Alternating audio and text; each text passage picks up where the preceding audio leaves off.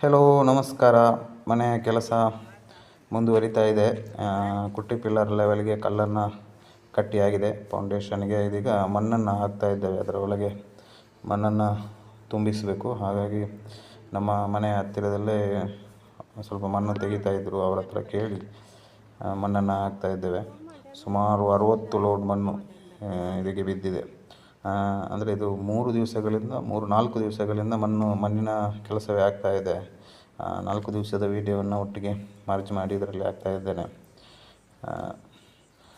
ಮಣ್ಣು ಇನ್ನೂ ಕೂಡ ನಮಗೆ ಬೇಕಾಗ್ತದೆ. ಯಾಕಂದರೆ ಈ ರಸ್ತೆಯ ಲೆವೆಲ್ಗೆ ನಮ್ಮ ಮನೆಯ ಕಾಂಪೌಂಡ್ ರಸ್ತೆಯ ಲೆವೆಲ್ಗೆ ನಮ್ಮ ಮನೆ ಬರುವುದರಿಂದ ಅಷ್ಟು ಮಣ್ಣು ಬೇಕಾಗ್ತದೆ. ಇನ್ನೊಂದು ವೀಡಿಯೋದಲ್ಲಿ ತೋರಿಸ್ತೇನೆ ನೋಡಿ, ಅದು ಮಣ್ಣು ಎಷ್ಟು ಬೇಕಾಗ್ಬೋದು ಅಂತೇಳಿ. ಇಲ್ಲಿ ನೋಡಿ, ರಸ್ತೆ ಇಷ್ಟು ಎತ್ತರದಲ್ಲಿದೆ. ಈ ಲೆವೆಲ್ಗೆ ಮಣ್ಣು ಬರಬೇಕು. ಮುಂದಿನ ವೀಡಿಯೋದಲ್ಲಿ ಅದರ ಮುಂದಿನ ಅಪ್ಡೇಟ್ಗಳನ್ನು ತಿಳಿಸ್ತೇನೆ.